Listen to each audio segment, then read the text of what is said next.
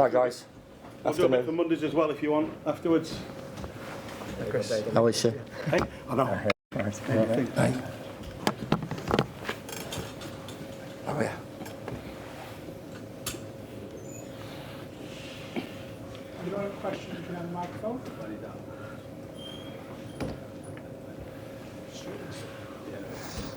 Hi Chris, first of all, just give us your verdict on that. Felt like we played football for about 5 hours there. I think the start, when you're walking out and you see 5 trophies, it sort of hits home to you who you're playing against and what they've achieved. So, first of all, you know, congratulations from myself and everybody at Sheffield United for the achievements that this football club, under the leadership of arguably the best manager and one of the greats, has done. And then it's game on, and you realise how difficult it is. Obviously, from our point of view, we were light in terms of Premier League experience, and a few of the boys that were missing as well. But what we weren't like was a fight of character, and that's delighted me since I've walked through the door. The players have shown that they want to learn. We have to have a structure. We have to have an approach. It's incredibly difficult, you know, even for the top teams to come here. So, and not being defeatist for a team that's obviously having a little bit of a struggle and is not as strong from a terms of selection point of view to come here. We have to hang on in there. We have to ride out moments. We have to take big moments. Unfortunately, we didn't. We had a couple of those just back end of the first half.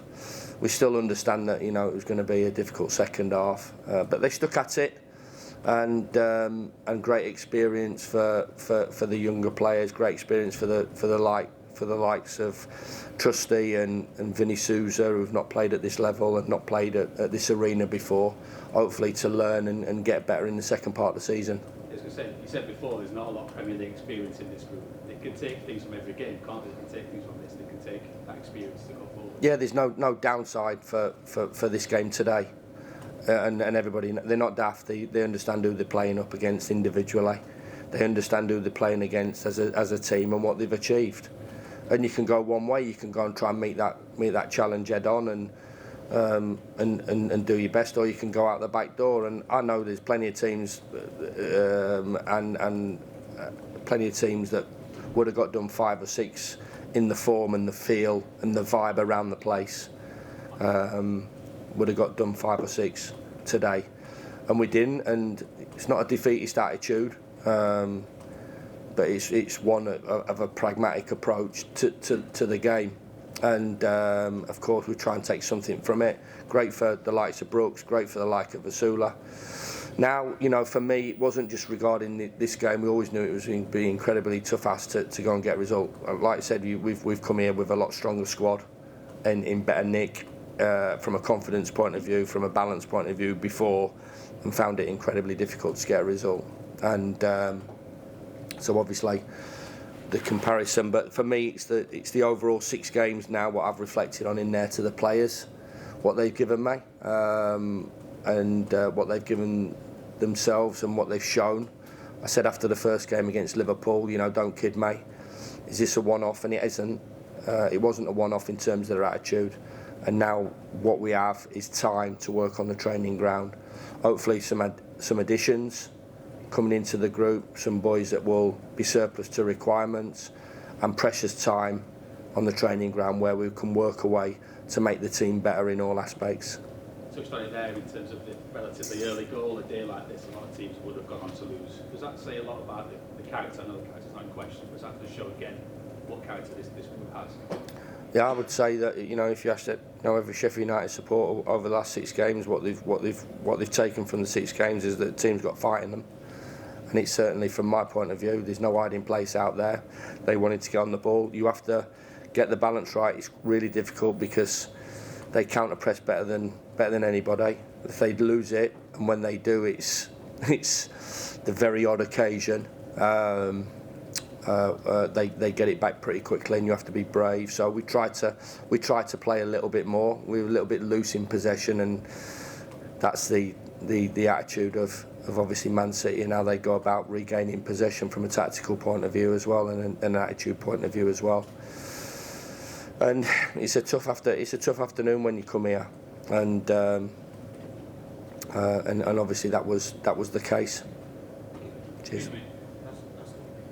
The PFA chief executive said that the players could take legal action over the increasing number of games they're having to play. You talked about your squad there, and how thin it can be sometimes. Do you understand that? I really don't want to talk about stuff like that. I just want to talk about today's game, if I'm honest. Let you know. Well, it involves your players. Yeah, it does. Yeah, I don't want to talk about it. I don't want to talk about the amount of games or whatever. The fixture list is there at the start of the season for us, and we have to deal with it, and we're dealing with it the best of our ability. Chris, just you said before the start it felt like you're playing for 5 hours and it's a tough afternoon. Can it be very demoralising, the players playing City, because you see so little of the ball, and in the fact that the lads' concentrations never waver? Is that what? Yeah, no, you can always take something from the game, and that was what we talked about before, the mindset of the game. Our approach to it. We have to go and enjoy it and embrace it. And I've said this before, if the club didn't want to go up last year, they should have lost the last 5 games of the season and not had opportunities. And we did a little bit this morning in terms of the journeys of players and where they've been and where they are now and where they started, and where they could be playing today and where they are playing today, which is at the Etihad in front of a full house, against the best team in the world. And when you're walking out and you've got those 5 trophies, it's got to inspire in a way, and I want them to and we've had to suffer today, but in a perverse sort of way, I wanted them to enjoy that challenge, who you're playing against and what you're up against on the biggest stage. And I enjoyed my team. I enjoyed watching my team today. Of course, they were going to suffer and not going to have the ball, and when they do give it away, they're quick to get it back. But these are great memories and great experiences for the players, the young players. Asula running up against Akanji and Nathan Aki and Carl Walker, Andre Brooks, who's a Sheffield boy, a young Sheffield boy who just broke in the team. He's up against one of his heroes in Carl Walker, and the journey that Carl's been on as well. So it's great, and there's other players there that this is their first time playing at this level. And be together, stick to your plan, having to deal with not only great individuals but a great team that you're up against. Hey Stu. Chris, what was the mood like in the dressing room afterwards? Because I imagine you're all wired, you want to win, but as you said, there's a realistic edge to it. You just got absolutely spot on, Stu. You've got to get that balance right. I've got to get that tone right as well. Tone before, you can't show an unbelievable amount of Man City, because you'll have sleepless nights. But you have to show enough to show what they're good at and how the small moments, opportunities you get where you can try to hurt them as well. So getting that balance right and getting the mood right. The mood was great before, which was good and allowed us. We're disappointed with the goal. There's a missed tackle in there, and maybe Jack needs to go and step into Rodri a little bit earlier, but he's found a fabulous finish as well. But they're disappointing because they're professional sportsmen and they want to get something from the game, from a points total. But I think it's important that the messages that I give them are the right messages, and the right message today for me was to tell them regarding the 6 games that we've had: the Liverpool, the Chelsea, the Villa,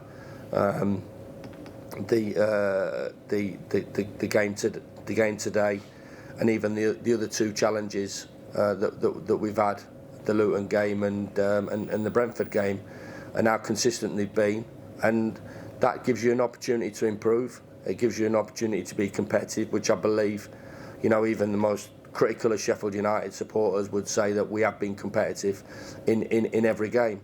But it is a different sport that we're playing Man City when you're the likes of Sheffield United, and everybody will have their own way and view of how you go about it, and get up the pitch and get on the halfway line and make tackles, and they'll find a way. They'll play through you, they'll play over you, they'll play round you. They hit more diagonal balls. You know, ball from Rodri to Kyle Walker is on. You know, they've got their answers to anything that you set up against. More so, Stu, to today in the change room afterwards was a reflection of the 6 games. Get rested. We've got a load of work to do in the second part of the season. We've got an important cup tie that we were going to go and attack, and then we've got Premier League games coming up at the back end of the window. Hopefully, in terms of personnel, we'll have the likes of Anel back, we'll have Gus back, we'll have McAtee back. The 3 huge players for us that walk into our team. Hopefully, we'll have Tom Davis a little bit closer, a player that's got Premier League experience. Be more minutes for Reece Norrington-Davis and more minutes for Ryan Brewster. More minutes for Ollie Mack to get to recover from the injuries that he's had, and then on top, we're looking at bringing a couple, 2 or 3 in that will make the group stronger. So I 100% believe that the group will be stronger for the next time we turn out in a Premier League game, through time on the training ground, through personnel, through players that'll be available, and we go again and say, let's have a right go in the second part of the season. Similar to how we have done approach this game. I won't let that standard drop in terms of an attitude and a commitment to the game. But we have to get better, being a better footballing team, if that makes sense, and I'm sure we will. Does this feel like the end of the first phase then? Because it's largely been 2 games a week up to now. It'll largely be 1 game a week when we get out of the winter break. Definitely, yeah. I think we've always been, always. If you looked at the teams that we've had, we've always got strong in the second part of the season. It's not a thing that we come out of pre-season and we're really good at the start. You want to be at a level, of course, but I think all the teams that we've had have got better in the second part of the season through the work that we do. Obviously, time has been at a minimum and a premium, and we have to make sure that we use that time really well and maximise that time on the training ground to make us better. And for the lads who've never played against City before, it's obviously a different level, as you said. You'll all have seen him on the telly, but actually experiencing it firsthand, what sorts of things will the likes of learn from? Well, fantastic place to come and play, to come up against, decisions that they make, and for me, everybody talks about the ability, tactically, the way they play. It's just the attitude of the players. The attitude of the players is first class. They want to run forward, they want to play forward, they want to run back, they want to recover, they want to go and get the ball back. So there's a lot of things that people talk about from the technical and tactical sort, teamwork that they do. But for me, it's that mentality and the physical aspect that allows them to marry up the other bits that allows them to put 5 trophies on the touchline to show everybody, me included, and our team, what we're up against today. Do a bit of Mondays outside if anybody wants any more. Cheers. Thank you.